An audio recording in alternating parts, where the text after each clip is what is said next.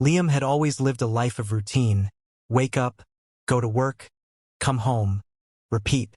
The days blended into each other, each one feeling like an echo of the last. He worked as a cashier in a small grocery store, where customers barely noticed him and his coworkers never remembered his name. He felt invisible, as if he were merely existing rather than living. Dreams of doing something meaningful flickered in his mind, but doubt always extinguished them before they could take shape. One evening, after a particularly exhausting shift, Liam sat on a park bench, watching people walk by. A street musician played a soulful tune, and Liam found himself captivated by the passion in the musician's performance. The man wasn't famous, nor was he playing to a large crowd, yet he played as if the whole world were listening. That moment struck Liam deeply. He realized that passion wasn't about recognition, it was about giving your best, regardless of who was watching. Inspired, Liam decided to make small changes. He started greeting every customer with genuine warmth, remembering their names and asking about their day. He took pride in his work, no matter how mundane it seemed. Slowly, people started noticing him. Regular customers sought him out, co-workers appreciated his efforts, and even his manager acknowledged his dedication. His workplace transformed from just a job to a space where he could make a difference, even in the smallest ways. Encouraged by this change, Liam decided to chase an old dream, writing. Every night, he wrote, pouring his thoughts and experiences onto the page. He submitted short stories to magazines, expecting rejection but sending them anyway. Rejections came, but so did one acceptance. One small publication featured his work, and that was all he needed to keep going. One day, an elderly woman who frequented the grocery store struck up a conversation with him. She spoke of her late husband, who had been a writer, and how she regretted never encouraging him more. She asked about Liam's writing, and for the first time he shared his dream openly.